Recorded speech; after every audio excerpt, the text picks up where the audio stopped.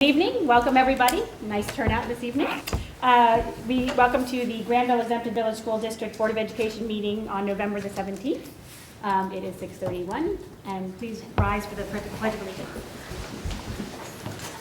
Pledge allegiance to the flag of the United States of America and to the republic for which it stands, one nation, under God, indivisible, with liberty and justice for all.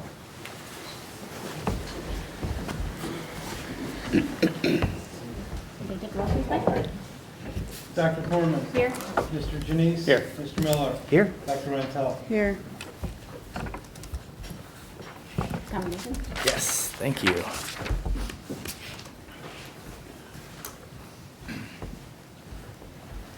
Okay, so what you're all here for, the commendations. Tonight, we begin by recognizing two GHS students, Will Ford and Kyle Otterstedt, who earned a place in the Ohio All-State Orchestra and will perform with the group in Cleveland at the OMEA conference in February. Both of these talented students auditioned for the East Central Region Orchestra in October. Ohio has 5 regional orchestras. The top 8 violins, 4 violas, 4 cellos, and 2 basses earn a spot in the All-State Orchestra. Kyle made All-State on the violin and Will and the viola. Congratulations, and thank you for sharing your music with us tonight at our meeting. So, typically we don't do this. We don't have a little mini performance, but the gentleman offered to play, and I'm not going to say no. Yeah. So we are in for a treat. Take it away, guys.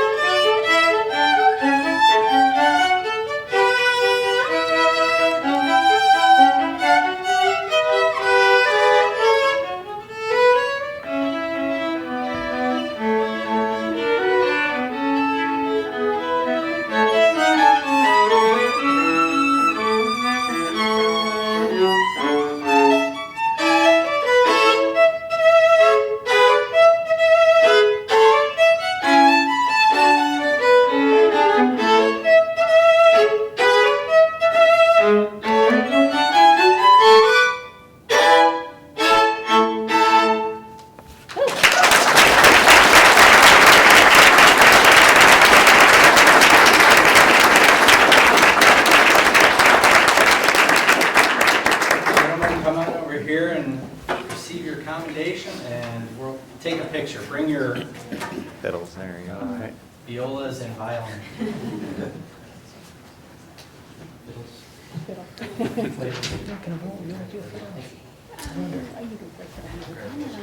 Turn so Dad can get a picture. Probably get away with that.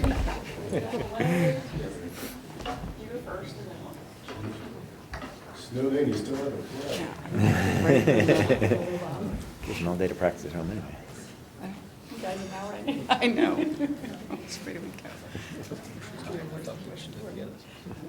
Congratulations, and thank you for playing. Yeah, that's really sweet. Thank you. they are not going to be rude and leave, but I'm giving them permission to leave because they have to get up to the Suzuki event up in Denison. So they're not being rude. I've given them permission. So be careful on your way up there, guys. Okay? That was a nice way to start. Absolutely. And actually, this was the music room for the middle school. So we brought music back to this room. So pretty cool. All right, our high school fall sports team had an amazing season. So we'll recognize several student athletes tonight and at the next meeting as well. Tonight, we celebrate the Grandville cross-country teams that dominated this fall. Coach Rogerson, Brown, and Augusta, there he is, he's always in the corner, trying to hide, did a fantastic job coaching our cross-country teams. We are honoring the GHS girls cross-country state champions and the members of the boys team who competed at the state meet and placed 6th. So the girls cross-country team won first place at the state championship, and it's the first state championship in program history on November 1st, concluding their undefeated season by beating out 15 of the top teams in the state. They edged out Lexington High School by 1 point, 86-87. Placing in the top 16 runners in the state were Division II were Michaela DeGennaro and Claire Lamb. Michaela placed 6th and Claire placed 10th. All Ohio honors went to Michaela, Claire, Kylie McFarland, and Kylie McFarland. Tonight we congratulate Michaela, Claire, Kylie, and team members Alyssa, Cassidy, Maddie Long, Tori Flowers, and alternates Rosie Lamb and Riley Brock. Congratulations. Now, let's see if I can do this right, because up on the podium, I had trouble seeing you guys when I was passing out medals, but come on up and congratulations.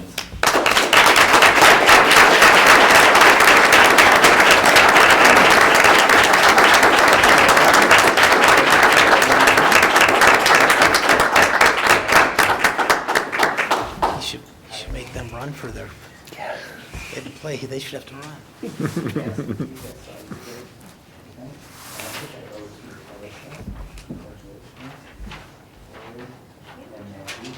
And the 2 of you will get it off, okay? All right, so now turn and take pictures. Yeah, we might have to stand in here.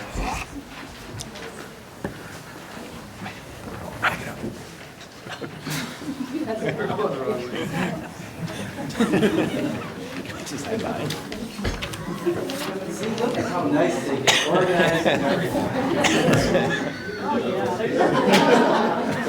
Yes. We're fine.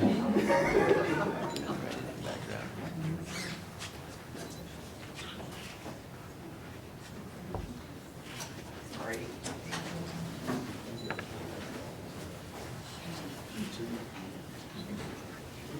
All right, congratulations, girls.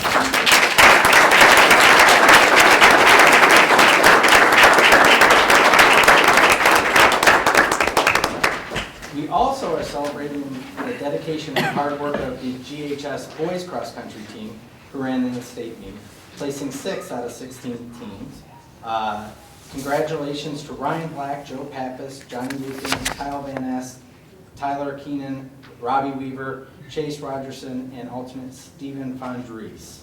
So what you don't know is it was really cold when they ran. I mean, really cold. Any one of us adults would have stayed in Mr. Van Ness's RV with the heater on our feet.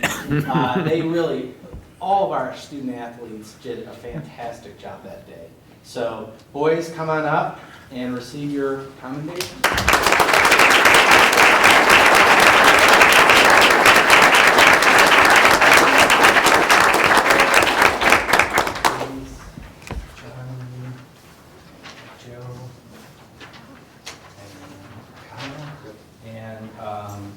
Ryan's not here tonight? Okay. Who's going to see me? Excellent.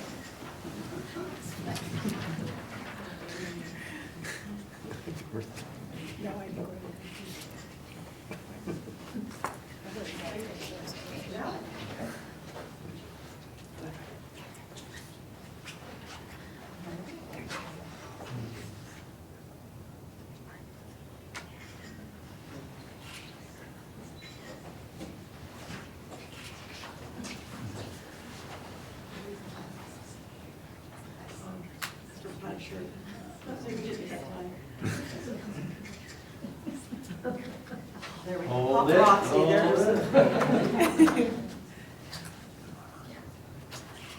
All right.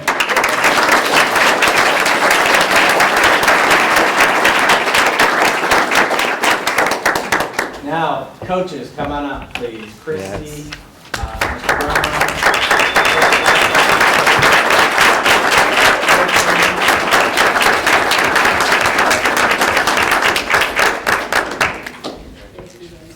Coach Green, sorry I left you out there. That's okay. All right. Now, yeah, always. Always. Come on, Beth, let's get a picture.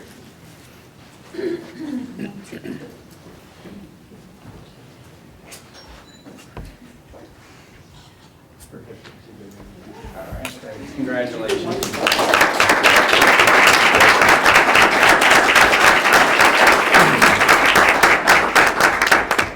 And Mr. Van Ness, next time, let me know that you're parked out there. I heard you had nice accommodations for you. We appreciate you doing it. Thank you. All right, and finally, we are going to commend a group that saw a need at Grandville High School and took action. I'm calling them the wrestling team because they didn't really have a formal name. But this group of parents, staff members, community members really saw a need and really took action. The wrestling team practices in the area up above the gymnasium. And it can be very loud and difficult to coach when there's a basketball game or something happening in the lower courts. So this group decided to raise revenue privately to build a wrestling wall. And that's what we coined it, the wrestling wall. And now that wall is in place and finalized just in time for the wrestling season, and Coach Bright is here. So I'd like to commend coaches Steve Mendocino, Marvin Bright, Athletic Director Kevin Jarrett, Frank Fonner, Fred Wolf, the Athletic Booster President, Robert Warner, the President of the Grandville Wrestling Club, the Wrestling Club member Matt Walsh, Doug Stepney, and Tom Mangum, and wrestling parent Allison Terry. Representing the group tonight, I believe we have Allison, Marvin, Bob, Fred, and Matt.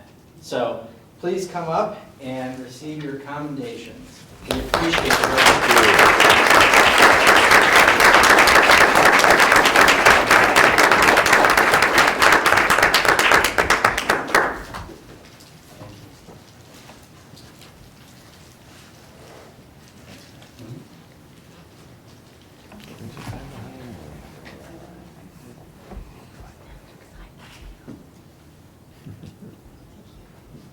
Coach Bright's going to sing.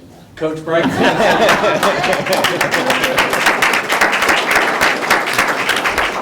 As long as it's not a takedown, I'm totally happy. My dad was a wrestling coach, and so I know how that game is played. That's why I played 14 years of hockey. So congratulations to everybody tonight for their accomplishments. And behind all of our student athletes are great coaches and great parents.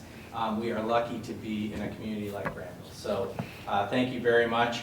And you will not hurt the board's feelings when you leave at this time. We do have to conduct the rest of our business. So you're free to stay, but I'm sure you probably have a lot of work to make up from today. And you're welcome.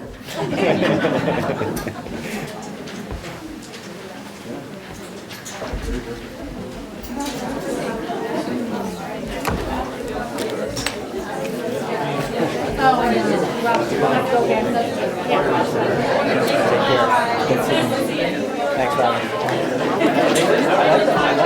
I was like, oh yeah. Yeah, oh yeah, it's good. See ya.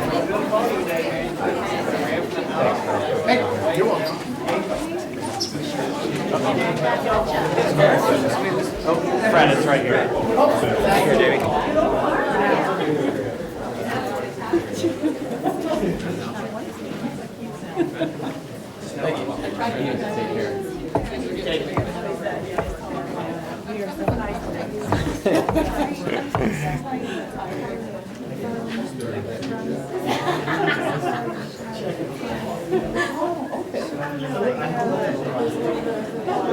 Thanks for staying. All right, that's great. You gotta clear a room. Yeah, I do know how to clear a room. Whatever you do, don't pan the room. Don't pan the room. So, Mr. Bernath, your reputation precedes you. 6 years of scheduling meetings didn't work out well for me, I guess. Yeah. All right, so that brings us to the portion of our meeting that are staff reports. This is our annual State of the Schools report. Mr. Bernath is obviously new to his position, so he's been working on putting together this data for you. So I want to set the stage a little bit prior to him starting. We've had this State of the Schools report for several years now since I was hired, and we developed the district benchmarks that are now up on the screen. And our goal was to try and capture the achievements of our school district across those 5 benchmarks in a different way other than the local report card. And I think that served us well, and we're going to hear some of the positives and things that we want to improve, because that's what drives our continuous improvement process. And so moving forward, obviously we have the next generation assessments coming on board this year, which is going to change some of this, and Mr. Bernath's going to allude to that. But also one of the things that I think we're going to look at is taking portions of this and creating a different look and feel to what is communicated to the community, and in the form of a quality profile. This is a lot of information, and when I share the state of the schools, a lot of times people gloss over at different points of my presentation because it is thick in its content.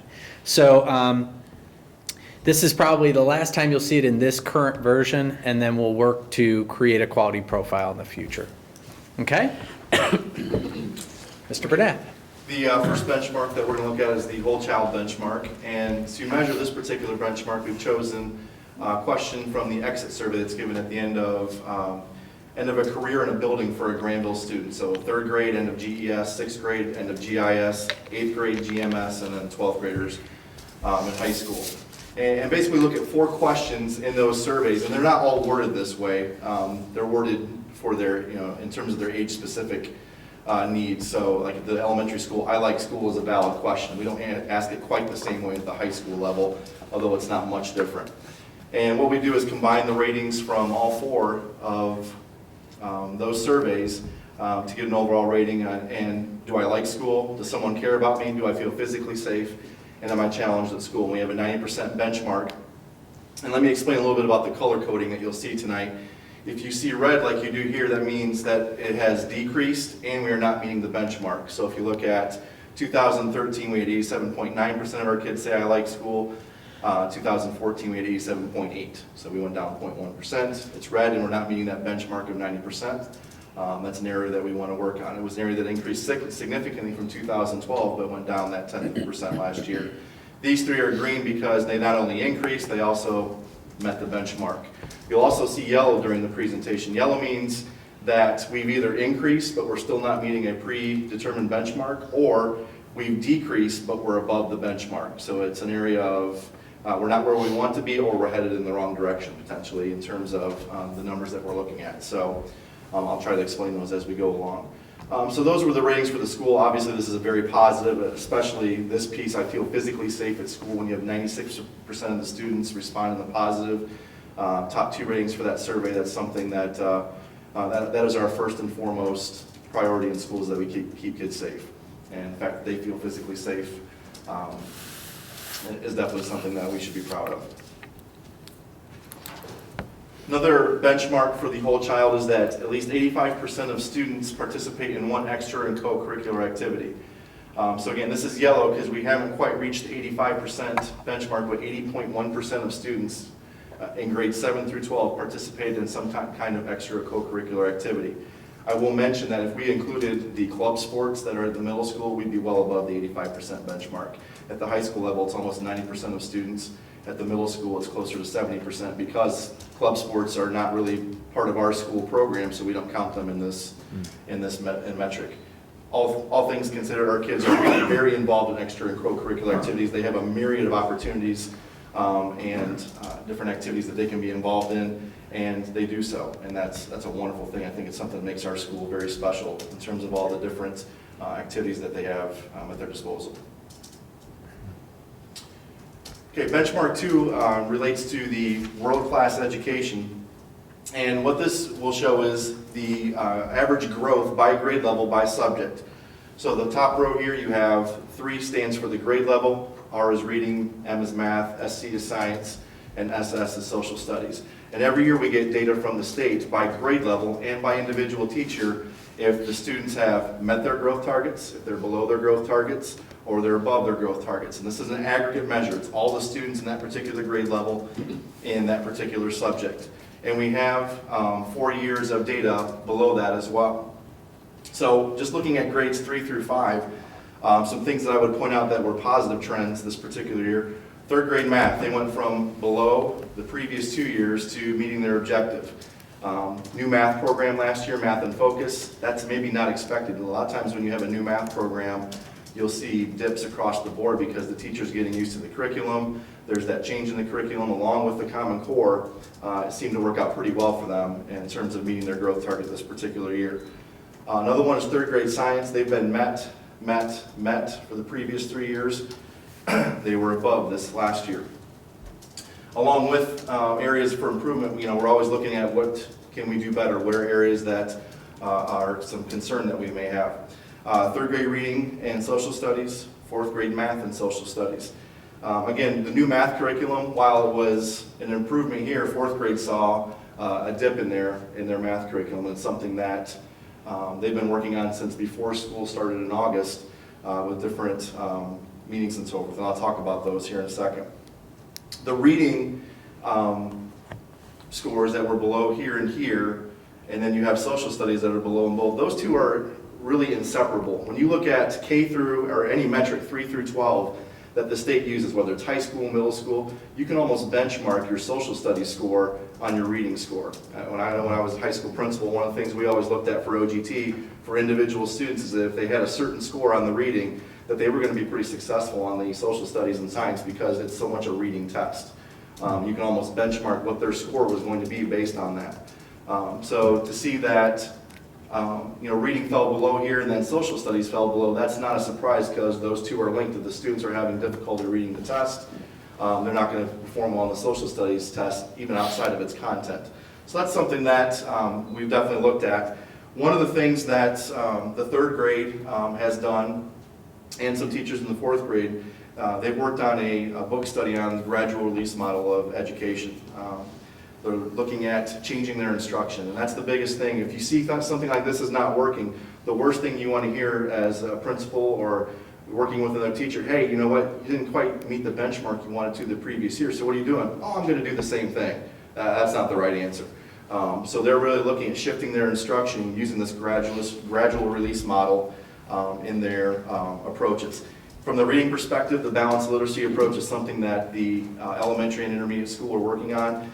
Balanced literacy basically has 5 components to it. The read aloud, guided reading, shared reading, independent reading, and then word study.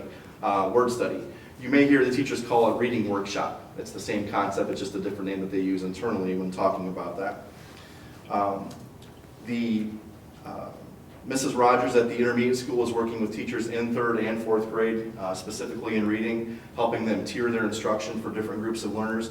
Because within this data as well, we not only get their overall scores, we get their scores for different groups of students. Are we reaching the students at the highest end of the spectrum? Are we reaching the students in the middle of the spectrum? And then students at the lower end of the spectrum, and all the way down to individual students as well. So we're able to carve out that information. So they've been doing a lot of work this fall to improve on those. This is not a 3-year trend that any of us want to see in our reading growth in 3rd grade. So it's something that they've hit head on starting in August, and they're doing a lot of good work, and a lot more good work needs to be done going into the winter and the spring into next year, especially with the new assessments coming out. And I'll kind of stop with each grade level as we go through this to answer any questions that anyone has. The other thing that I would mention before we get to questions is the building CIPs that will be placed online really address these deficiencies as you go through them. So as we get to the middle school and then the high school, areas where they've looked at the data and identified a specific need, you can go to that building CIP and say, oh, well, they're addressing that problem right there, and this is how they're going to attack it for this particular year. So I think that's an important communication piece to the public. So questions about this particular set of data? Could you refresh my memory on what the tests are that are done in this, and kind of address maybe kind of statistically how valid these are, if there's variability, or where this data is coming from?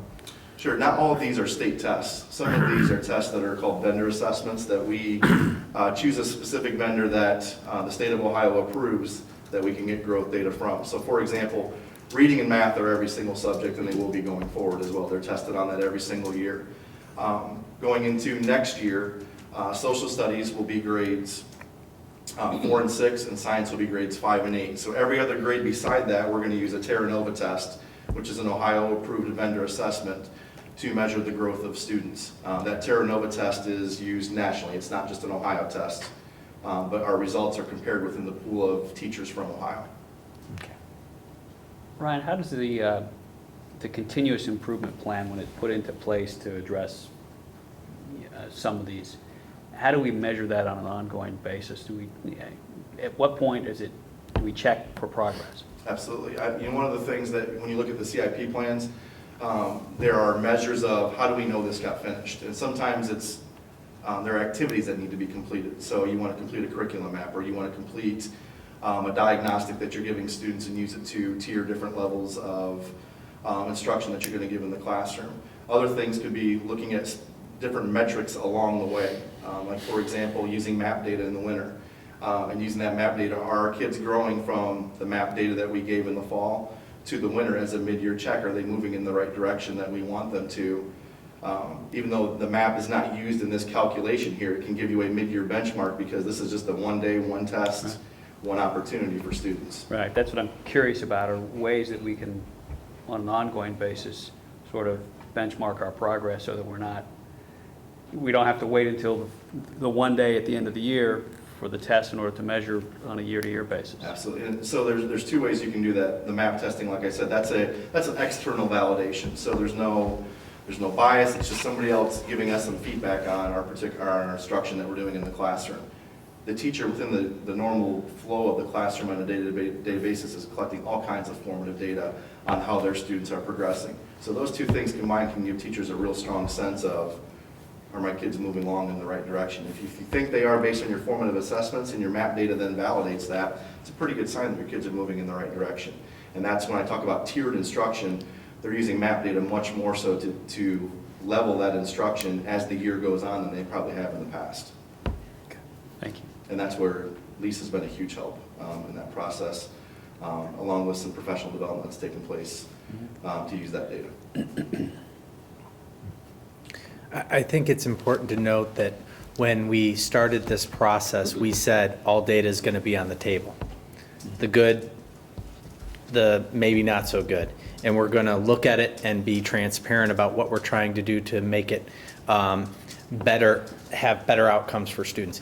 This is growth. We also look at achievement. So you have to use both of those to kind of form a picture of things. But I think it's important to recognize that we do have a continuous improvement orientation. We are going to continue to try and address these things, and it's a lagging indicator. Like you said, Russ, we don't get this data until a year in the rears. Right. So how are we going to look at things at interim points throughout the year to try and gauge what this data will look like at the end of the year?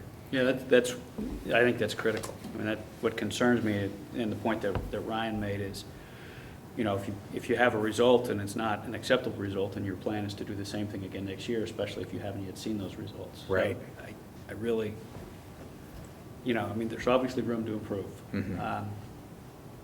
and I'm sort of searching for what we should expect on an interim basis to check that. Both, I know you're doing that.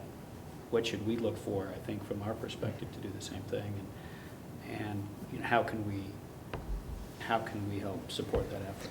I think if the board is interested in after the second administration of the MAP assessments, again, it's not directly correlated to this, but it would give the board an indication of progress, or at least an interim benchmark of our progress towards the CIP. We could put together a presentation. That MAP assessment window is in? Before the holiday break. Before the holiday break? Yes. Oh, okay. So we'll have results right at the first of the year. yeah, so maybe in January at the organizational meeting. Would that be something that you're interested in? Yes, I think so. Thank you. Okay. And it might be powerful to bring some teachers in to have them tell you how they're using that as well. I think that would be more powerful than even I could, that I could provide in talking about it. That'd be great. The other thing too is, just because something is, let me back up here, because something is green does not necessarily mean, you really have to dig into data. This could have been 7 points above normal, and then it's gone to 5, and then it's gone to 3. It's still green, but it's trending in the wrong direction. So there's a story behind each one of these that you have to dig deeper. You can't just look at it at face value, and I'll show you a couple examples of that later on when we get to other forms of data. Katie? How confident are you that the teachers are taking the data that they're getting and they're understanding it and being able to apply it to an actual change in their teaching? I think that's an area where the most professional development, when we talk about data that we're offering teachers, it's not how to interpret the data. They've been using this for several years now. They're very fluent in this. It's how do you use that data to, as you said, impact your instruction. And that's where most of the professional development this year has been not interpreting the data, but on a day-to-day basis, how do I use this to group my students, to use level readers in my classrooms, and the different things. So I think that's an ongoing process. And have we met complete proficiency there across the board? Absolutely not. That's going to be a work in progress. And as we bring new teachers on, that's going to be the piece of professional development that we're going to have to offer them the most as we go moving forward. I think what we look at is, let's make sure that we're using research best practices so that we already know that, all right, there's some validation that's occurred on this high leverage strategy. Obviously our approach has been formative assessment. But that's the challenge too, because you make maybe 1 or 2 substantial changes to your classroom practice, but it might be an incremental change when you look at the data a year later. So it is that constant challenge of, did this change have a direct impact on how my students performed? Or is this thing that I did now actually what made the change? Because it could have been Right. something that I did earlier that developmentally suddenly kicked in. Although Right. I may have made a change, It's not an There's always a exact gap. science, There might that's be a for gap sure. there, It's too. very difficult to really determine the direct correlation between what you changed and how your students performed. There's a lot of variables to that, so it is a challenge. Okay, grades 6 through 8. Again, kind of some areas that I want to highlight here. We're 6th grade and 8th grade math. If you look at 6th grade math, they were below last year. Again, change in the math curriculum, maybe not expected to go up, and they went up, so that worked really well for them. In 8th grade math, they've been met for years, and they were above this last particular year. So I want to point those out as 2 areas of improvement. Or areas for improvement would include 7th grade reading and 7th and 8th grade science. So, if you look at 7th grade reading, that's a historical below, much like 3rd grade reading was on the previous page. So some things that the teachers have started doing in 7th and 8th grade reading, I would lump them into it because they're involved in this process as well. Using diagnostic data to complete projections, identify students that need that extra help, but also students that need to get that stretch as well. It's both ends of the spectrum. Lisa Rogers has also assisted with that as well at those particular grades. They've started to meet with the high school teachers to develop a common writing approach, and that's one thing that's really difficult with the 7th and 8th grade reading is it's just a reading test, and half of their curriculum is the writing piece that is not measured. That will change with the new assessments. If you read anything about the new PARC assessments, there is a lot of writing on the English language arts portion. So that will be a much more measured piece of their curriculum than it ever has been in the past, because this was strictly a writing test on the OAA in the past at 7th and 8th grade. I think it's something that they welcome to get a really true reflection of their entire instructional approach. In the science area, this data, it's below and below here, and we have 2/3 of a new department there. It's really not indicative of anything they've done. They are very aware of this data, and they've been mining through where the shortfalls were in the past, but they also know they have the opportunity to take this to maybe new levels where it has not been before. And the teacher that is still returning to that particular staff is not teaching the exact same thing. So they're really looking at a lot of inquiry. That's been their biggest thing in terms of how can we not just talk about the science, but let the students do the science. And I think that's been a big shift in their curriculum, and their energy is phenomenal. If you ever get a chance to walk in their classroom, it's pretty amazing. So those were definitely some areas that, again, historically, you look at science in both grades, below, areas for improvement that we're very aware of, and you would see addressed in the middle school CIP plans. Questions on that page? Maybe just a general question applies to all the grades in terms of the transition to the new PARC assessments and how we keep some consistency in terms of understanding how the data from these previous years applies to the future. Are we going to have testing that kind of goes through, or is there a way to make those correlations to kind of see improvement versus, I mean, everything's going to be different, it seems like, right? But how do you kind of know direction where you're headed? That's actually done by Battelle for Kids. And the way they do that is with all these tests, some of them are state, some of them are vendor assessments, and you can go all the way back to kindergarten with MAP assessments and use that for students' projections along the way. So anytime a student takes a test, they convert it to what's called an NCE score. What is their national, what's their normalized curve equivalent, their percentile that they're at, and then you can compare students taking different tests based on that curved equivalent, because they should stay at basically the same level no matter what the assessment is, as long as you have a large enough testing pool. And all these tests have more than enough testing pool. The other thing that you can do is, we've been giving OAAs for how many years now? I didn't really look before this, but it's been 10, 12 years. You can take 6th grade reading, 6th grade math, science, and social studies scores and use those to project these scores up here, even though they're not in the same subject.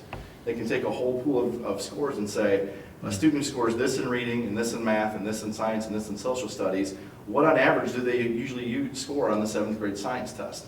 So those can be used as predictors as well. So even with the new test coming up, there's still going to be an NCE score that we can use to compare to all previous tests, and that's how we'll get the projections moving forward.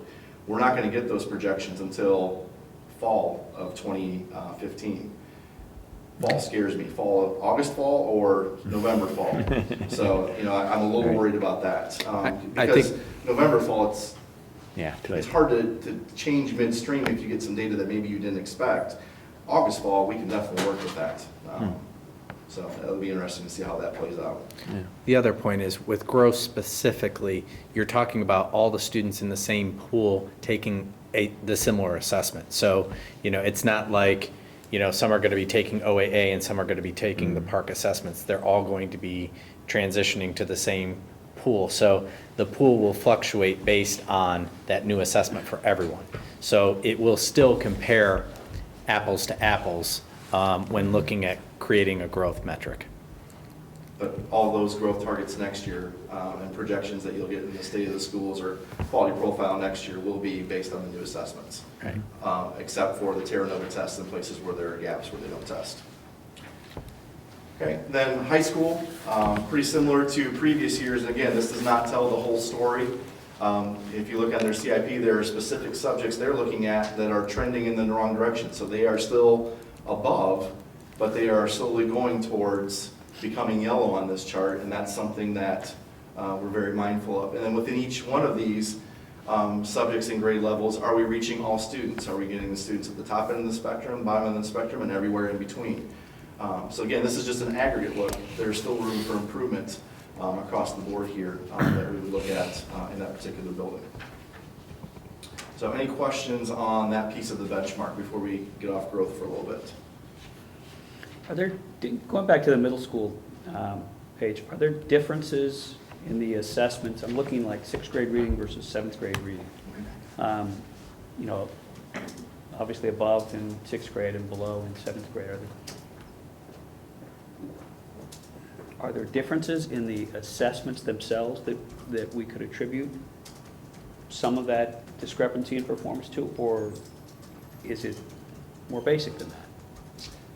I mean, they're OAA tests, so they're very similar from year to year. You're going to have a multiple choice component to it. You're going to have a short answer and an extended response component to it. So that really doesn't change much all the way up to the OGTs. Now with the next generation assessments, those will become more complex as you go up through the years. But in terms of format for the test, it's a pretty standard format, going all the way back to third grade. I think you see more of that in achievement. Yes. And where cut scores are, because historically, like fifth and sixth grade reading are more, it's more difficult to get a passage rate that's higher. So the cut scores are a little bit more difficult at those grade levels, and I think, you know, Mr. Fry or Dr. Fry said that last year. But I think when you look at growth, it doesn't necessarily impact it as much, because they all do have some similar attributes. And there's a slide later on, we can show the different, you know, how many of our kids reach an advanced and accelerated level. Right. They're pretty similar between 6th and 7th grade. There's not a lot of variation. One of the reading tests, I believe it's 4th grade, seems to be much more difficult to get to that level than others, but it's pretty consistent. Thank you. Okay, also something we use along the same lines in benchmark 2 is our PI score and how we compare with the rest of the state. We've talked about several times. It was 108.7. That put us at 26th in the state, which is the top 4.3%. We've met the benchmark being top 5, and we also increased the score. So across the board, that would be green. We've discussed that before. Kind of see historically where we were within that percentage in the past as well.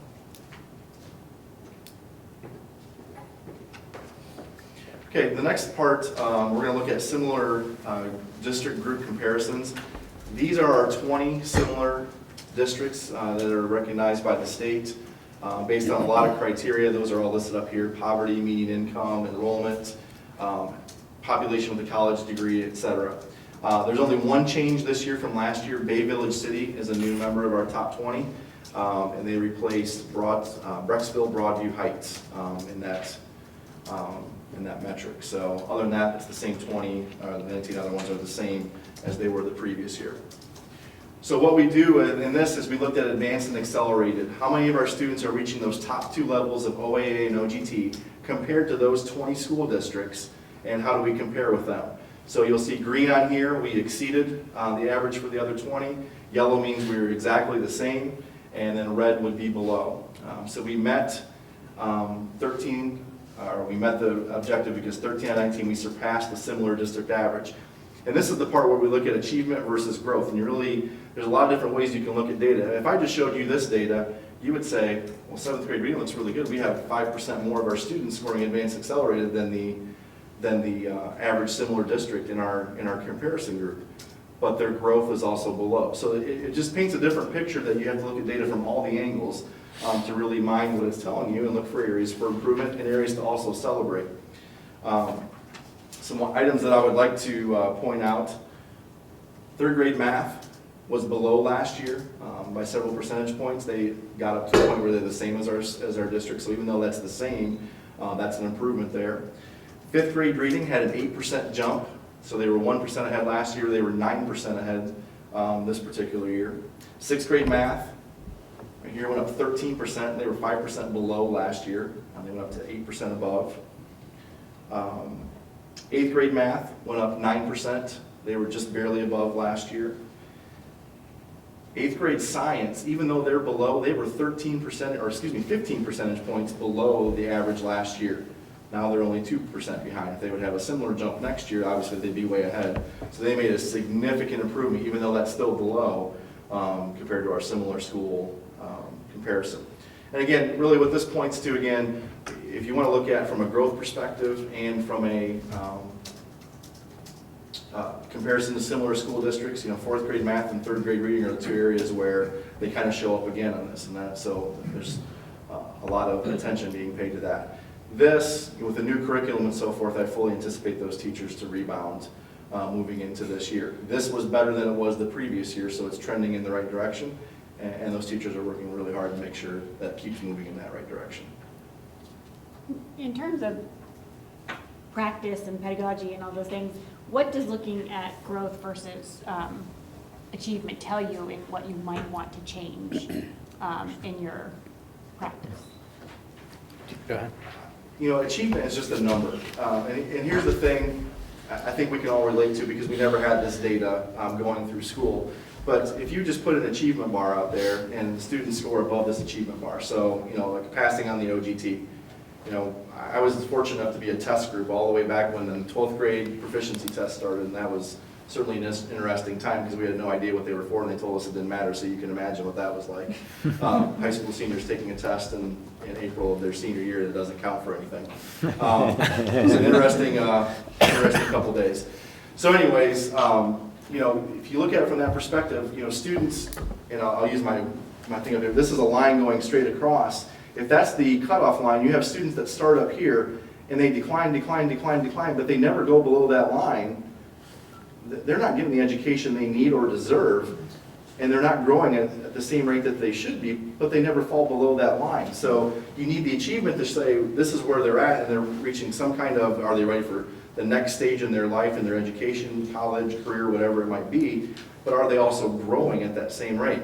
Likewise, you may have a student that starts all the way down here in this corner, and as they go through school, they're going up, but they never make it to that line, but they're increasing at a much faster rate than their peers, which showing that the teachers are doing a really good job of instruction, they're growing more than they should. The achievement line doesn't tell you as much as the growth line for that particular student. So they really need to be used in tandem, in combination with each other. They don't really do much separate from each other.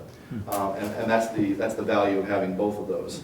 Before, we were just getting achievement data, and that skewed a picture. It wasn't the whole story. Now we have the whole story. Katie? It's also, I think, important to add that collecting all of this data over time, years of looking at growth, like we're starting to do, is important, because each time you have a new group of students come in, they may be starting, like you pointed out with your achievement line, they may be starting, and I have a group of students this year that's completely different in terms of their reading ability than the kids I had last year. So we're moving at a different pace, we're doing different things, and that even points to changing up what you have to do in your formative assessments that you're using as you go along in your teaching. So you can't just say what's growth versus achievement this year. You have to look at, what are we looking at a group of students over 5 years, 3 years, 7 years, 10 years, if you want to look at whether your district is making the kind of progress that you want to look for. And that doesn't help parents at the same time who want to say, what's happening with my kid this year and how are you going to change that? So it's a very complicated process. It is a puzzle. It makes conversations a lot more intentional. That's the easiest way to describe it. Down to individual students, which did not happen 20 years ago, at least regularly in all classrooms. Another benchmark for the world-class education, our AP student population. Again, we met this because it increased, it's over 50%, but it went down from 60.4% of juniors and seniors taking AP courses, and I guess I would throw sophomores in there as well. And we have a couple freshmen that dabble in AP, but it's mostly junior and senior students. So that went down a couple percent. There was obviously not as much participation from the student body as a whole, although the numbers were up because there were more students in the high school. So you have to make sure you look at that in the correct fashion. If you look at the AP site, it looks like you have more test taking. That's true, but there's more students taking multiple classes as well. So again, data is not always what it seems sometimes until you really start digging into it. This is the part that is nice to see, that even though we had more tests taken, went up 6% of students that got a 3 or higher. And because of this score right here, we were on the AP honor roll again for the high school this past year. It was just announced a couple weeks ago. ACT scores, we want to increase the percentage of students meeting all 4 benchmarks on the ACT college test. So we have algebra, math of a 22, reading of a 21, biology of a 24, and English of an 18. Those are considered the college readiness benchmarks by the ACT group, and we could argue about whether some of those benchmarks are higher or low enough. That's a whole separate conversation. But these are the percentages of each subject. Our students do very well in the English portion. Biology is the toughest, and we jumped 11% this past year. We had more students take the ACT, a higher percentage of students take the ACT in this past senior class than we ever have before, and that went up 55%, met all 4 of the benchmarks. So it was good to see that increase in science there, because that was an area of concern several years ago. That was part of our building CIP, that we weren't getting enough students to the college readiness benchmark. Still plenty of work to do here, but trending in the right direction. And it's yellow because we're not meeting 60%. When do they take the ACT relative to when they take the class? That's the end of year. No, this is the actual ACT college entrance exam, so they're taking this all the way through high school. Okay, so like they take biology, then they take the ACT, Maybe. biology ACT. That's for the end of course exam. That gives us growth for the high school. This is the actual ACT test that they go on Saturday morning and take for 4 hours. And Right. But again, so a student might take biology in 9th grade and then not take the ACT until correct. senior But year. the ACT test itself, the college entrance exam, doesn't have some of that subject-specific information as much. It's more the ability to think and reason, especially the science portion. Science reasoning, it's not just science. So they have to be able to interpret graphs, critically think, do a lot of reading. It's a very different, it's not a subject-specific science test that they take in biology. The biology is a ACT-like test that has some of those similar kind of questions from a biology context only. So you're measuring their growth in biology and their growth in a science reasoning perspective as well. But I do think it highlights something though, because we do have a lot of students that take higher level math classes, and the algebra test is almost an algebra 1 pre-algebra. So by the time they're taking that test, they may be 2 years removed from that actual algebraic content. Now, if you're taking calculus, you should probably Right. still remember the algebraic foundations, but there has been some distance for most students, because we do have a lot of our students taking upper level coursework. What's our average ACT score now? That's the next slide. Right on cue. That average, our benchmark for this is for ACT scores to get to a 27. We did not reach that benchmark. It went up to a 25.3 last year. That's why it's yellow. So it increased, but we have not reached the benchmark. And again, we had more students taking that test last year than we ever had, percentage-wise, than we ever had. We were almost 90% of our graduating class took the ACT last year, which is a significant population. In the future, that'll be 100 because the state will mandate it for all juniors. One thing that I neglected to highlight as part of this report is also that we intentionally set some stretch goals. So you saw that we had some, the performance index benchmark, the ACT benchmark of 27. So our goal is that this State of the Schools report does set some stretch goals for the entire organization so that we can reach for those. Okay, any questions on benchmark 2 before I turn it over to Tanya for the next one? Okay.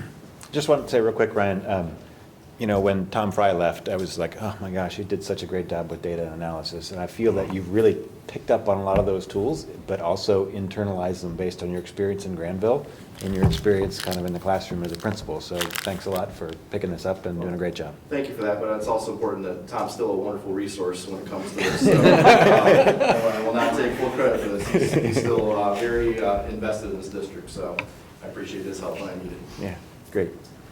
Okay, for this section of the State of the Schools, we'll be looking at the operations and resource benchmarks. The first one is to decrease from the previous year or maintain the cost per square foot for utilities to $1.15. We did not meet this goal.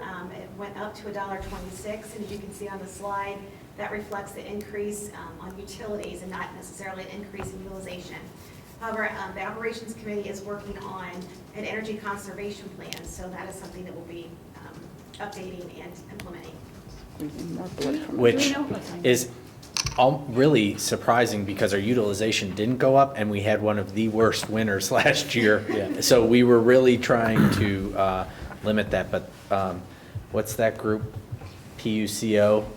Raise the rates. The AEP rating Yeah. was pretty substantial. Yes. But natural gas wasn't too bad, right? No. So that No, helps. gas is, we're on a Right. fixed budget for gas, Yeah. so we actually did not get harmed that much by the, Yeah. I thought we'd get the other shoe this year, but we didn't. I Yeah. was surprised. Do we know how that number compares to other school districts? Like, just out of curiosity. Yeah, it's hard to measure. There was a lot of work, and it's a pretty common state metric. I know we looked at that in the past, and that's Yeah, how we there- kind of helped come we up have with the some- goal there. We've got some benchmark data. A lot of it tends to depend on how old the buildings are and how many buildings you have and other things like that. Yeah. But we kind of, I think that's how that benchmark was come up with, was The one looking at that- similar Yeah, kind and of I do districts in have some some way. benchmark, I mean, I've got some benchmark data. The benchmark reports that I've sent you in the past that we've done actually has that in it. Okay. All right. The next measure deals with transportation, and it's a measure for efficiency, and we want to have it as close to 1 as possible. We did meet that in 2013. It is at 0.97. The data for 2014 will not be available until January, so we'll be able to update it at that time. The next goal relates to our school food service program, and we want to ensure that the food service operation is not using district fund for any purposes to supplement the lunch program, and we were able to meet that goal in 2014, as well as 2013, really, we've remained cost neutral. So, any questions about any of those slides? Benchmark 3 only had 3 slides, so now I will turn it over to you again, or Mike? Mike? Mike? Yeah, but I only have Yeah. one page, so I'm not gonna. I Oh my think God. as You're a, fine. as a, Remember more later. What happened? as a Board of Education, you know, when we move to more of a quality profile, these benchmarks are still going to be communicated in some level. So if there's a metric or an indicator that you think would communicate something to our constituents, your constituents, the community, the parents, you know, we are always open to ideas of ways to communicate things that, you know, the community wants to know. So keep that in mind, because there probably is going to be a rewrite of the whole process, and we'll have an opportunity to add some things in if you think that that's necessary. So keep that in mind. The only thing I want to say, yeah, the only 2 benchmarks we have at this point for finance are around our audit and CAFR. We did have a successful audit as defined by this. I was unqualified with no minor citations last year, and we did receive the GFOA award for our CAFR. The audit this year, I believe we will also have an unqualified audit. I'm not sure about the 3 minor. I know we'll be under 3 minor compliances. I don't know if we'll be at 0 or not. We may have 1. And we will apply for the CAFR award from GFOA again next month. The audit is in draft form right now.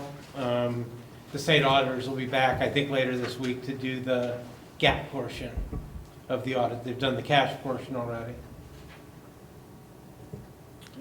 Okay, and the final benchmark and our final slide is the community survey results. We give this every 2 years. We gave it last spring. And we want 90% of the top 2 ratings for these particular questions that we've measured. So you see the 2012 versus 2014. Pretty similar for the first question, rigorous standards for the district. The nurturing students went up. It's really good to see. It's not 90% yet, but moving in the right direction. The managing taxpayers' dollars wisely has gone up 9%. Good investment has stayed the same. Positive impact on property value decreased by 5%. It's below 90, which is why it's red. Still relatively high at 89%, but we would definitely want to keep an eye on that in 2016 when we give this survey again to the community. And then quite a big jump in the district actively partners with parents in the community, 14%, to put us at 91% there. So that's a really good trend to see. All in all, most of those are trending in the right direction and moving towards where we want to be as a district. What was the end size? The end size was about 600, and that was very similar to 2012. They were within 20 respondents both ways, and a pretty even mix of all buildings and even gender-wise, pretty even. So the demographic makeup of the sample didn't change. yeah, and it was really interesting to see that, you know, we even asked like how long you've been in the district. So we even had quite a range in the district A lot of people didn't have children in the schools, but still chose to give us some feedback through the survey, so that was really good to see. That's great. And that is the end of our presentation. Any further questions? I would echo Mr. Miller's comments. I thought you did a fantastic job. It is a mosaic when you're talking about an organization that has all of these facets to it. And so trying to paint a picture for the community of quality is a challenge. And what we try to do is pick metrics that we think will highlight the successes and the areas that we need to improve. I think I heard from the board, we want to continue to see improvement, and we want to try and measure it in shorter chunks and communicate that to the board, and do that more intentionally in the next couple of months. And so we'll definitely take that and move with it. Yeah, I appreciate that. I mean, I think I would agree with you that, this is one piece of the puzzle. And I think that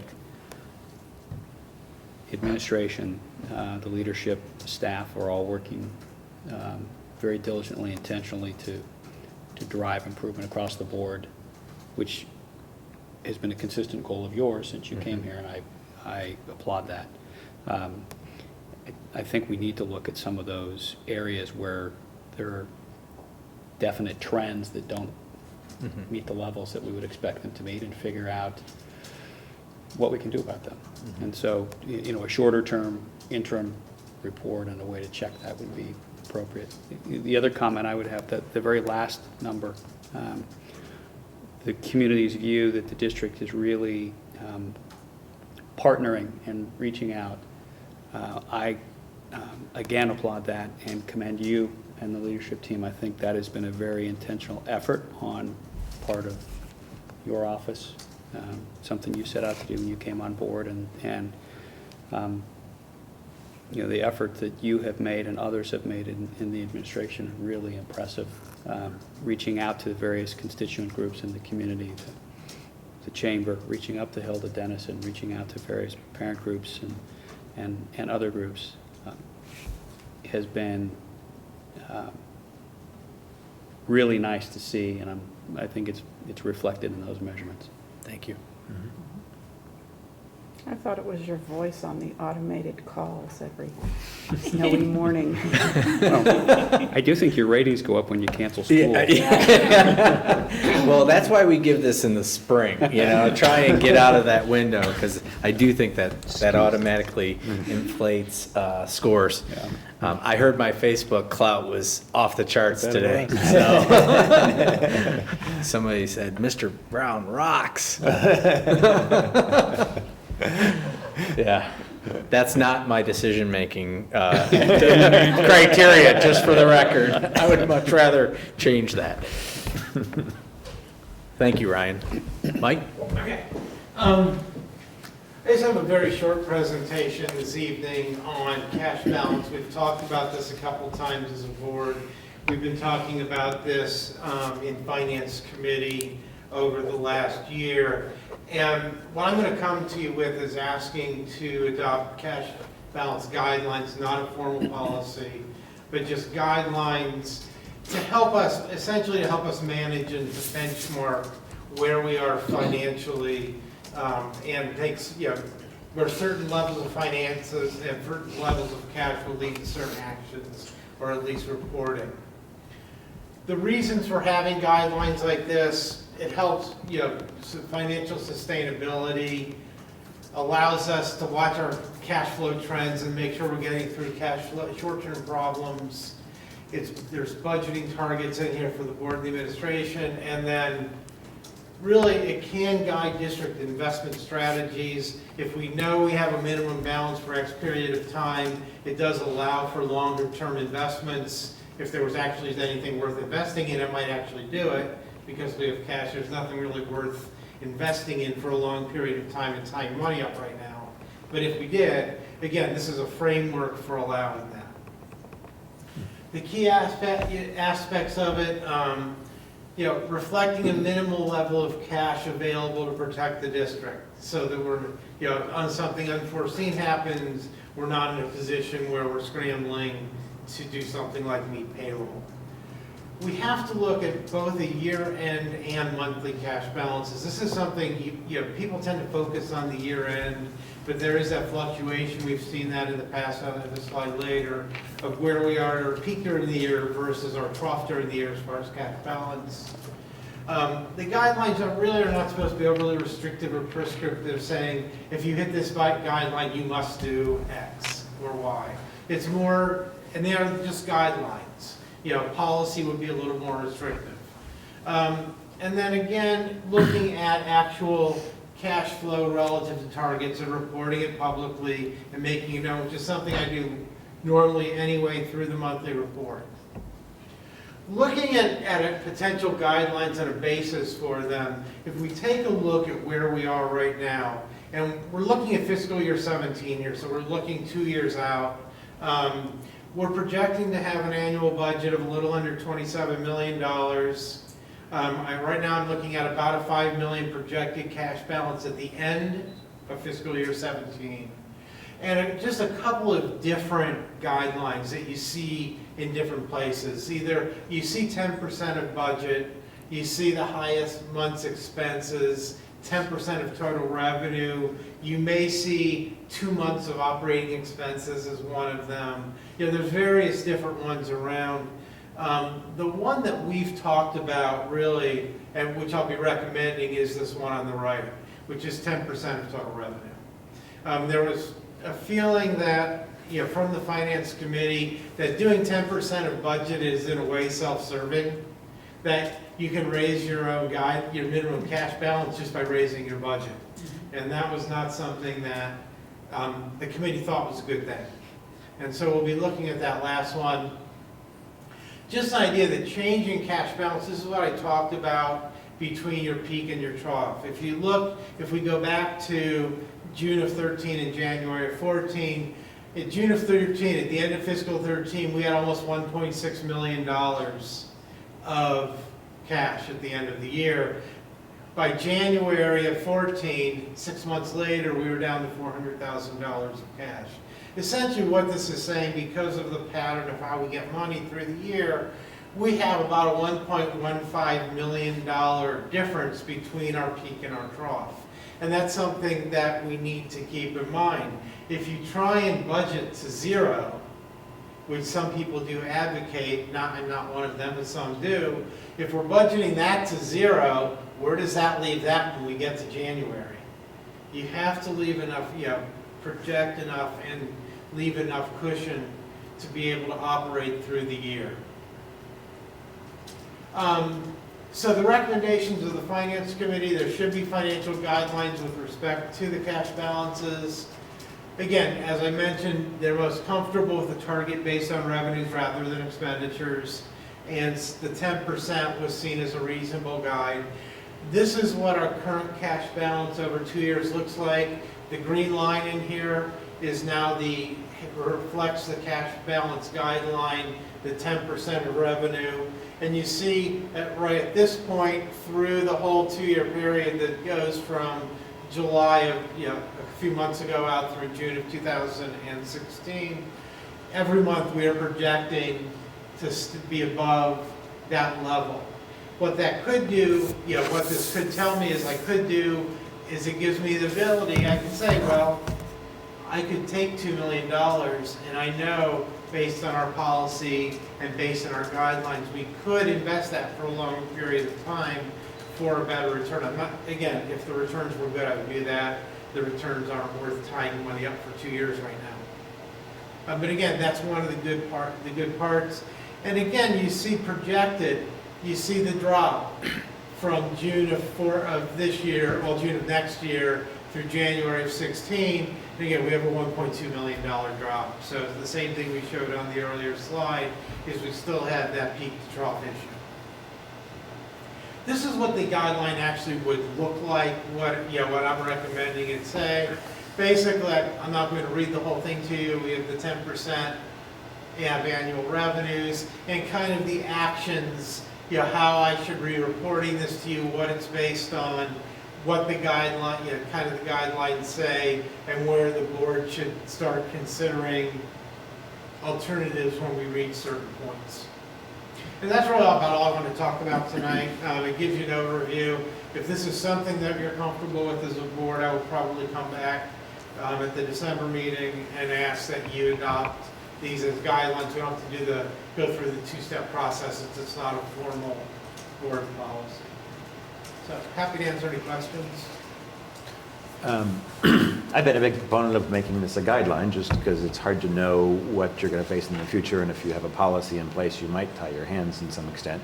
Based on your experience with other districts and across the state and so forth, are we shortchanging ourselves by not committing firmer to a policy decision, right? I don't think so. You look at, honestly, in the vast majority of districts, they have no policy, guidelines, or anything else, which is really not a good practice.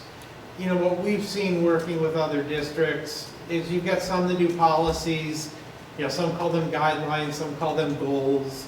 I think mostly what we have is an acknowledgement that, this is what we need for financial sustainability, and this is what we're measuring, and while not prescribing steps to take if we're pushing against that level, if we're reaching that level and consistently below that level, we really need to start thinking about, okay, what comes next?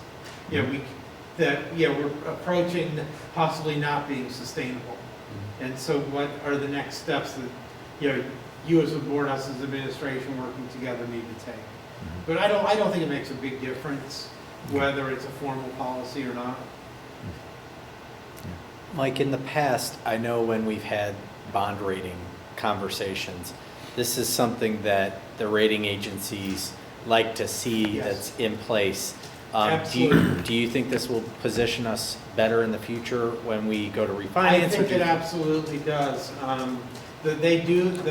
They like to see a formal again, whether it's policy or guidelines, a formal acknowledgement that you are looking at your cash balances and acting towards what's financially sustainable.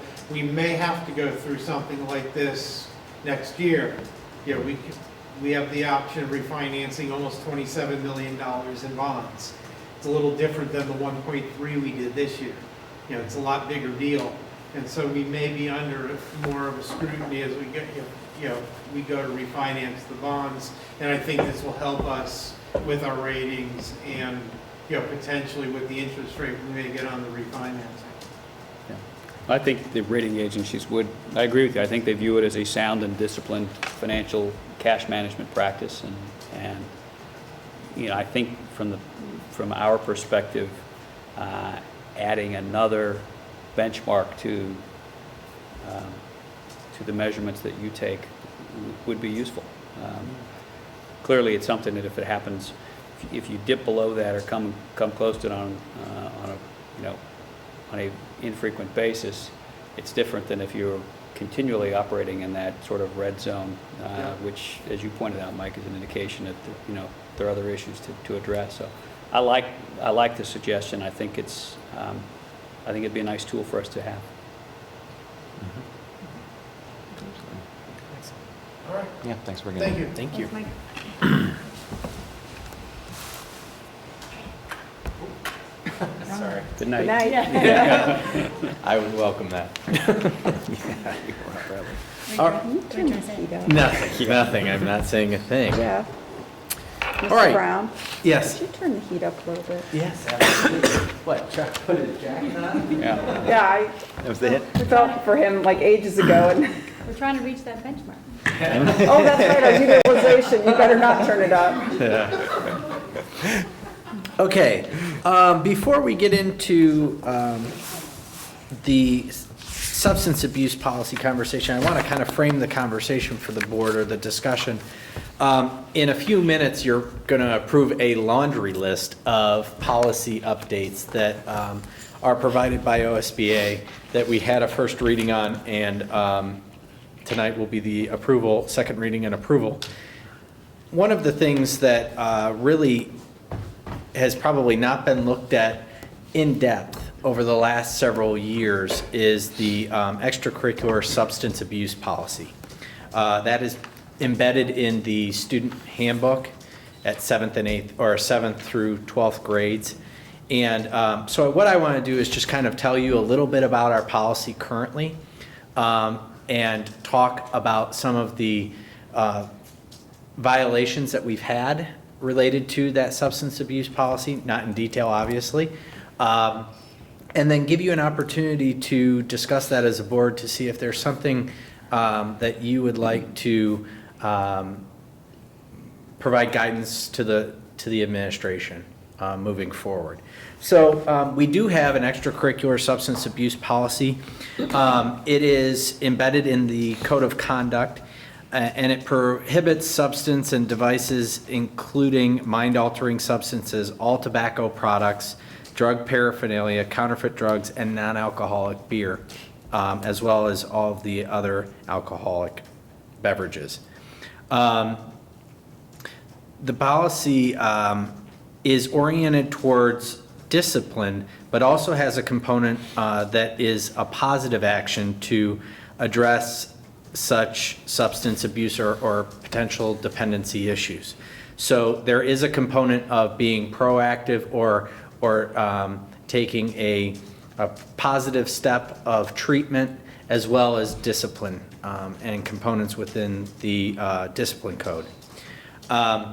It should be noted that the Board of Education, previous to your tenure, that initially developed this policy, noted that any extracurricular activity is viewed by the board as a privilege and not as a right of any student. So I think that plays an important role in future conversations about the substance abuse policy, because it is a privilege that our students get to participate in these extracurricular activities. So the expectation, no student shall possess, use, or apply, show signs of use or consumption, distribute, or buy any substance that is represented as or understood as a mind-altering or mood-altering substance, tobacco, counterfeit drugs, or drug paraphernalia. The violations are reported to either the building principal and or the athletic director. There's a critical component of the violation that I think is important to recognize.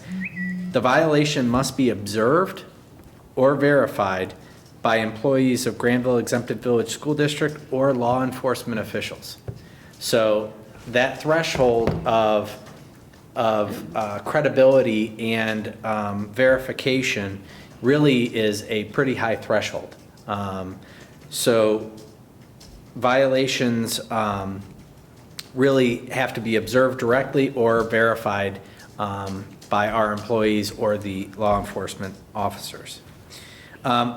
Just to give you a sense of how many incidents we've had in the last year and a half, we've had 16 violations. 5 of them were tobacco, 8 alcohol related, and 3 marijuana related.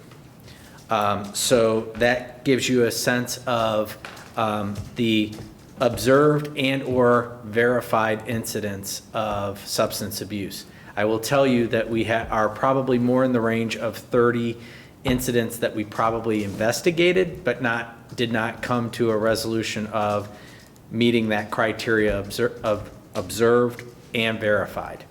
But we do take it seriously. I can tell you that the administration at both GMS, GHS, and the athletic director take all reports seriously and do their due diligence to try and investigate them. Remember that any disciplinary action is considered a part of a student's educational record that is protected by FERPA, okay? So we do not broadcast on a regular basis what incidents have occurred and or the consequences rendered. So I think that's important to note as well. So to give you a level of consequences for the violation, the first level is the student must be assessed conduct an assessment or by a supervised licensed chemical dependency counselor approved by the Department of Alcohol, Drug, and Addictive Services. And any education or counseling recommended by the counselor needs to be done to completion. If the athlete or person participating refuses to have that assessment, then they are will be denied participation until the prescribed program is completed. That's the first level of the violation. Again, the board and the administration reserve the right at any time to revoke the right to participate if the conditions are not met. Okay, so first offense, we try and the students are not allowed to participate in any leadership position within their team. There's a suspension of 10% of the scheduled regular season athletic contest. Any partial game suspension shall round to the next whole game. If it is a non-athletic group, then the coach or director of that non-athletic team would deem what the appropriate response is, because they don't have athletic contests to remove. And the percentage of the suspension not completed would carry over from the next season or activity. The second offense is very similar to the first, but then there's a suspension up to 25% of the scheduled regular season athletic contests. Third offense is the student is removed from all extracurricular activities for 1 calendar year up to the date of the infraction meeting. After the 1-year suspension has been served, the student may apply to the athletic director for reinstatement, and that is at the sole discretion of the athletic director and principal. Fourth offense is what I would call the permanent barring activity from any extracurricular activities. So the fourth offense is when you get into exclusion. There is an appeals process that goes to the principal according to the district's due process guidelines. There is a parent or self-report component to the policy. The athlete, if the athlete self-reports or the parent self-reports, they treat it as like a first offense. So there is the denial of participation in 1 season contest. Okay, the cost of assessments and treatment are the responsibility of the parents.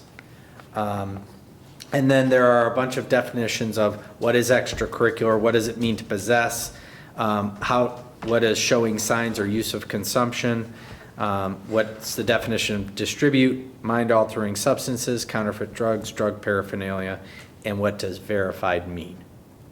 Okay, and verified means to be shown the truth to the satisfaction of the building principal and athletic director, or a law enforcement officer and by the presentation of evidence or testimony. So, sorry I read a lot of that to you, but I wanted to get it on the record so that you could have a conversation about where you believe we are currently, what you would like to see in the future, and it is something that I think is a topic of conversation on a regular basis in a lot of school districts. And so I'll leave it there, and then I'll talk a little bit more about some presentations that I've attended recently about some ways school districts are being a little bit more proactive through implementing a random drug testing policy for extracurriculars. So hopefully I have framed the box for you. The floor is yours. Can I ask a question first? Can we make a quick I question? had like 4 questions. Okay. So Oh, okay. All right, great. I had one a little bit about other non-athletic extracurriculars, and of these kind of violations of our history, if we've had cases where we've made changes to extracurricular activities based on the policy violation, or is it primarily applied to sports? I would say for the most part, of the violations that I articulated, they were sports-related or athletic-related. Okay. So I think one of the things would be maybe a deeper articulation of extracurricular opportunities and the list that fall within that list of extracurriculars, because we have a lot of clubs and extracurricular activities that fall outside of athletics. Okay. Questions?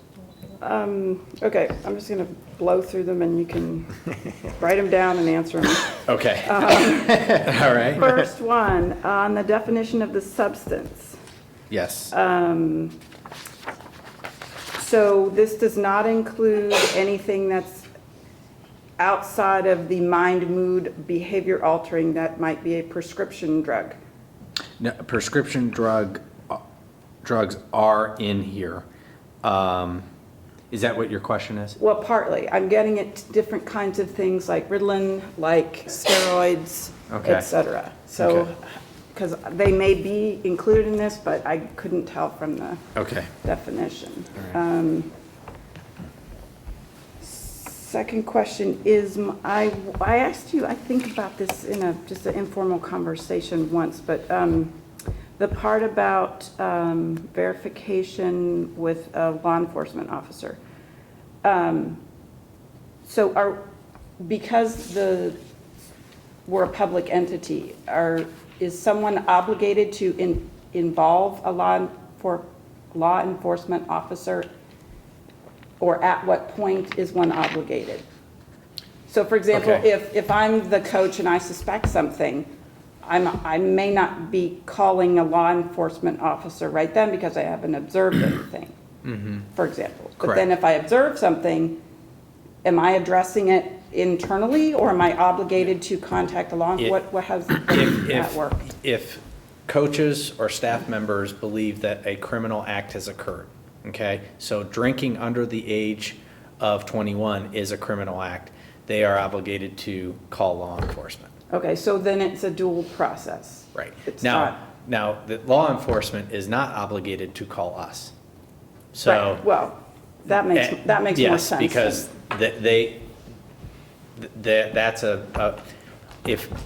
if we ask questions, sometimes they can answer them, sometimes they can't, based on the situation. So for the most part, we are obligated to report incidents to the police if a substance is found on campus, if something is observed and it's a violation of the criminal code, we have an obligation to report that.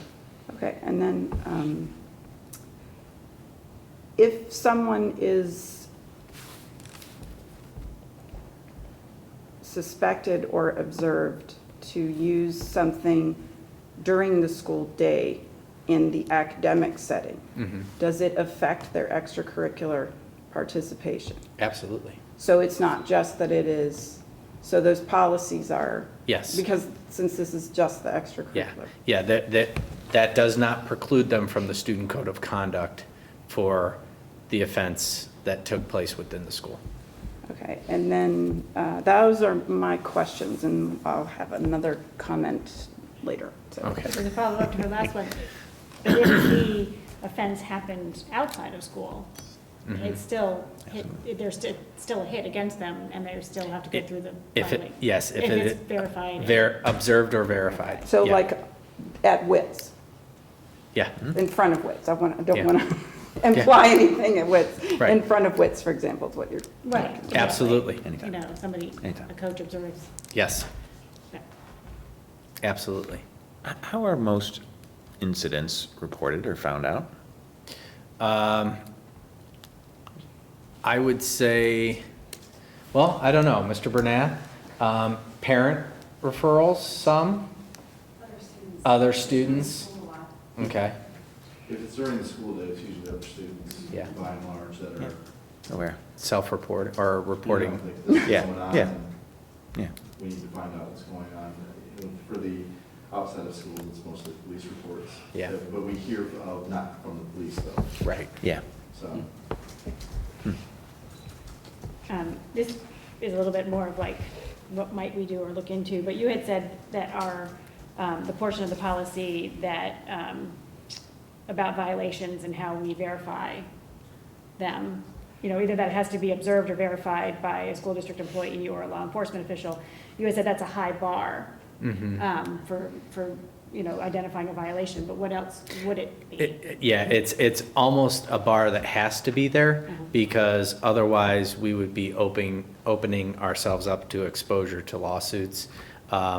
Because if you just suspect, that is not enough. But does that spur an investigation? Oh, absolutely, absolutely. If something is suspected and we can place a phone call to parents just to put it on their radar to maybe challenge their child at some level, because we've heard a report, those are things that we can do on a regular basis. But I don't think, the notion of our staff being able to observe things in the moment and they're happening outside of the school day, that's a difficult thing to have happen. Right. No, I think you're right. It's a high threshold and it has to be out of necessity. Yeah, exactly. I think your summary is a good one. And I'm thinking about some of the questions that Katie asked, and, to me, I think what you're saying, this policy is ripe for review and a detailed study on what it covers and what it might not cover. And I would suggest that's both for the extracurricular policy as well as the student code of conduct. The distinction would be, I think, one of the thoughts, and I think I don't want to jump ahead of you. I think one of the things you've taken away from some observations from other districts is that we ought to think about some sort of random testing, which would apply to the extracurricular policy as opposed to the student code of conduct. And again, I don't want to jump ahead of you here, but I think the time is right to do that. I think there are opportunities here to review our policy, make sure we are covering all of the potential areas of abuse that are out there. Maybe it's a silly point, but I'd like to see us call it the substance abuse prevention policy as opposed to the substance abuse policy. But I think, the goal is just that, to prevent. And we should think about what tools we ought to utilize or consider that we aren't utilizing now to increase or to decrease the level of use and increase the opportunity for prevention. So let me jump into some thoughts around looking at the entire scope of the policy currently, and then if there was an opportunity to maybe expand the current policy to include something like a random drug testing policy. Some reasons why adopting such a policy would be important is kind of that preventative approach. Recognizing that students of all walks of life are and do use drugs and alcohol. There's a desire for Grandville to continue to provide a safe learning environment that's in the classroom and outside of the classroom. Whether it has a desired effect on undermining peer pressure is another thing. I think what we want to do is make sure that whatever policy we create is a support to students who don't want to engage in alcohol or drug abuse, and it helps reinforce our student leaders and giving them something that empowers them.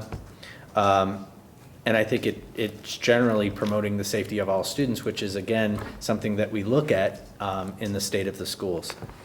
There are a couple of things that if you are going to if you'd like the administration to look at the current policy and potentially expanding it, the administration would take a look at what all goes into some of the expanded policies that we've discussed. And, there's a lot of case law around those types of policies. They've been tested all the way to the Supreme Court. So there are some do's and don'ts. And so we would need to take some time and really investigate this policy and bring it back to the board for future discussion and debate if you think that that's necessary. I think this board has been very intentional about wanting to make sure that our students have a safe, secure learning environment, whether it's physical safety, threat from outsiders, and then the threats that can be pervasive in any society. So I think that's just a continuation of what your orientation has been. I'd appreciate if you would also think about the list of offenses and consequences. I'm of two minds. One is, we know 3 strikes and you're out doesn't work very well in our judicial system. However, at the same time, setting strong boundaries and consequences for children is also good at the same time for other reasons. So I was a little surprised when I read this that there were 4 levels. And so I'd kind of like to have more discussion or more, different dimensions or permutations of how something like that might look. Right, so as part of the process, I agree with Kate, that we should look at, should our consequences be harsher earlier on? Like, do we have to wait till, offense 4? Right. As part of the process of looking at our policies, sort of looking at our levels, our different levels of violations. And I'd be interested to know what other school districts are doing as well, in terms of, just because I don't really know what. You have every possible variation from, first strike is your final strike to 4 strikes. You have variations of 10% to 50% to 75%. A lot of variations. What I think we would do is kind of do a broad analysis of what others have done and really what fits Grandville. And what's effective. And what's effective, exactly. What is being used that is a deterrent to that type of behavior. But I still think, and I want your feedback, but I think the board's orientation is still preventative, support, make sure we get counseling, make sure that they go into a treatment program or whatever we can, but also level consequences that impact participation. I think that's true. And to that end, well, I agree with Katie and Jen that I think, the first offense, perhaps there's room to make that consequence more meaningful than what it appears to be. At the same time, I would also not apply that same standard to somebody who self-reports or has a parent who self-reports, because we want to encourage that.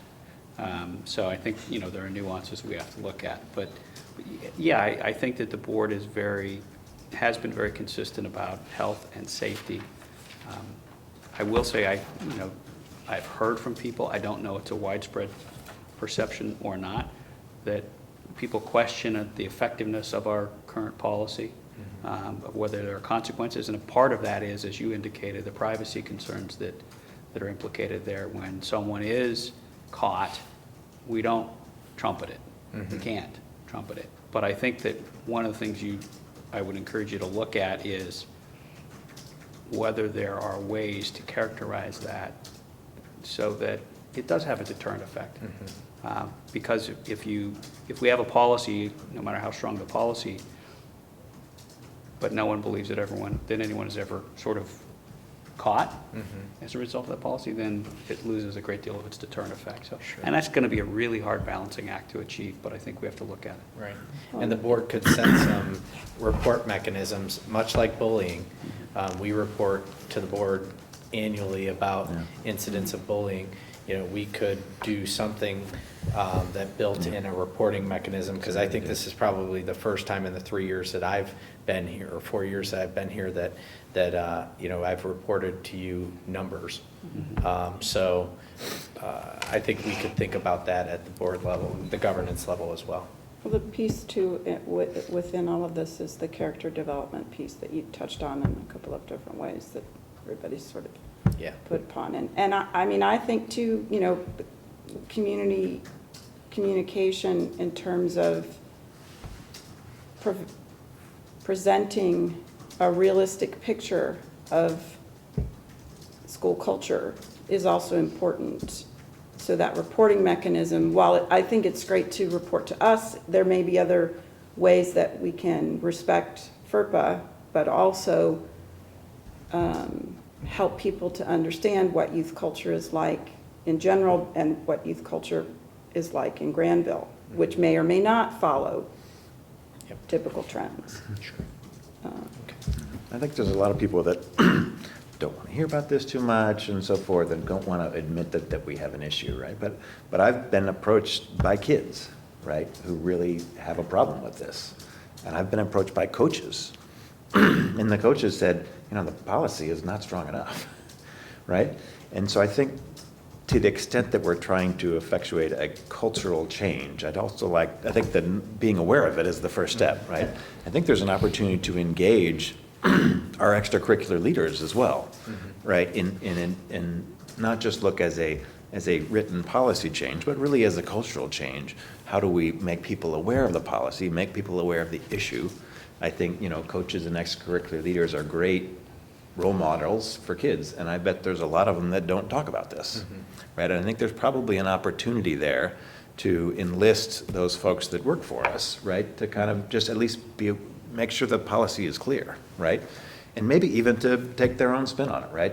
I would love it if a coach came up and said, hey, this is the policy, you're gonna miss one game, but if this happens, you're gonna miss 3 games, right? Or find a way to really make it personal, because I think that, it'd be nice if kids read the handbook and the policy and they really took something home from that, but I don't think that's really where their influences are coming from, right? And I think we have opportunities, right, through coaches, through students talking to each other, through word of mouth, through the community and so forth, to really drive this thing home, right? So I think all the comments about revisiting policy right now are definitely in order. And I think that in order to sort of roll it out and live it, I think there's a lot of other things that we need to do in support of that. And I think there are some things that we currently do that we don't necessarily articulate maybe as deeply as we need to. I'm thinking of the CHAMPS group and the group that I remember sitting in the auditorium and the students leading the conversation to parents about substance abuse and saying, yes, we're very good kids, but we also need parents that check up on us. So, I think hearing from the students is important. So from marching orders perspective, I will take the task up with the administration and start doing some research around this topic and bring it back to you. There are 2 things on the docket, fundraising policy and then this that we will probably be bringing back in the spring policy update process. Thank you. Anything else? It is a topic that I don't want to shy away from, but I also want to do my due diligence. We are discussing these kinds of things in the whole child committee as well. So Yes.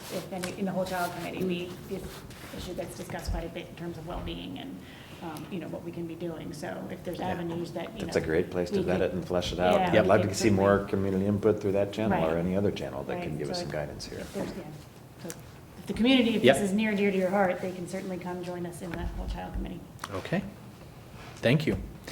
Second part of the board discussion is we are trying to set a date for the Economic Sustainability Summit. We've identified 2, the 14th and 15th of January. And so if you have your calendars available or which date is available, remember we have our organizational meeting that Monday, the 12th. And we have a kind of a hard line of when we need to get that in as far as availability of staff. So the 14th and 15th are really the two dates that we're looking at. Is the Grandville Education Foundation meeting on the 15th? Yes, Okay. it probably is. Well, And that's the date I was hoping we could do. But that's no, okay. No, that's okay. No, I There's think going to that be there's multiple. fine ways to work Yeah. that. There will always be conflicts and things like that. That's Sure. the only thing that I had, but Yeah. I can make it work either way. Thursday, Wednesday the or Thursday 15th. either would work for me. Yeah, either one's fine. So if Thank you. that's, yeah, if that works best for you.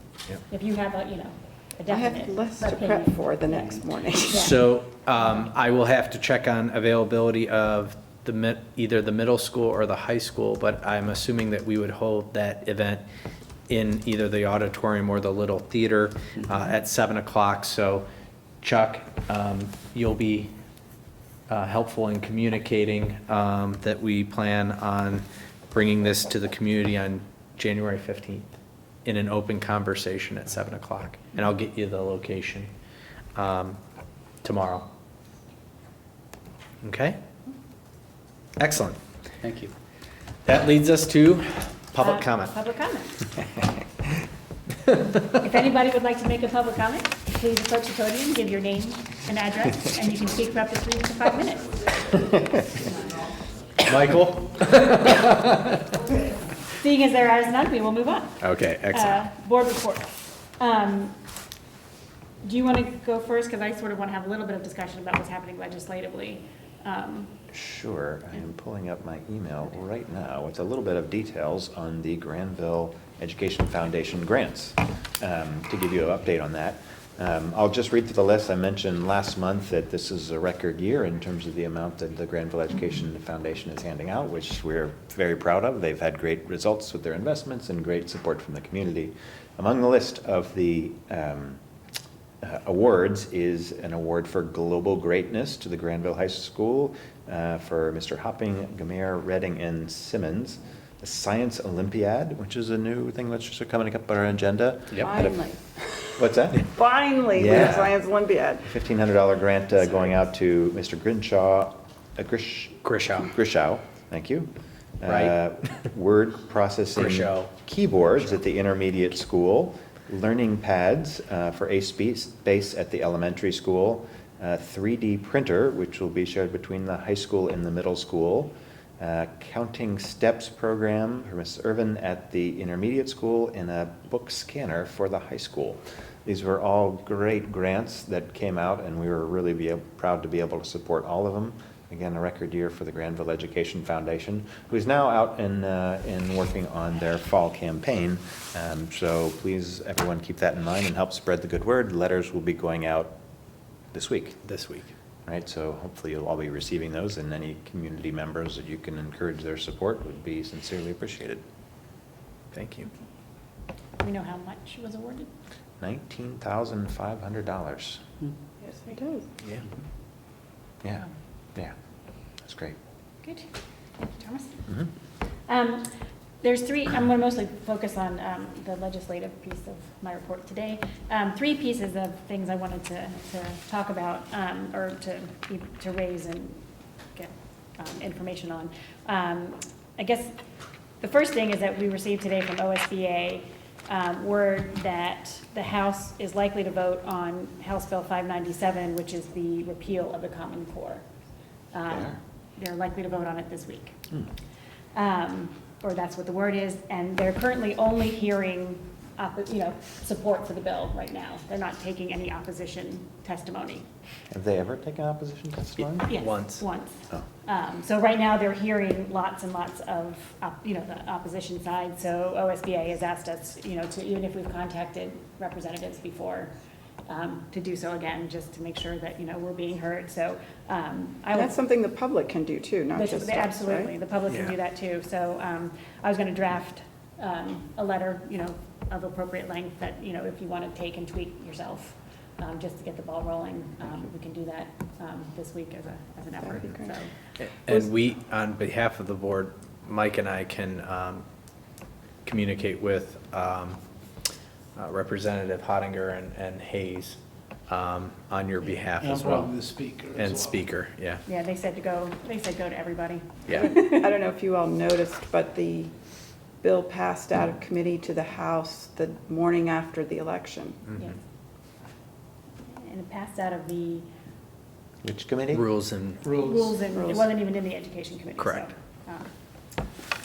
Very, I'm surprised that it's coming to a vote, because I thought that there were enough people that didn't really feel like voting on it one way or the other. the likelihood of it being successful in the Senate is a lot less likely. But the House, I think they need to take it to a vote and see how it pans.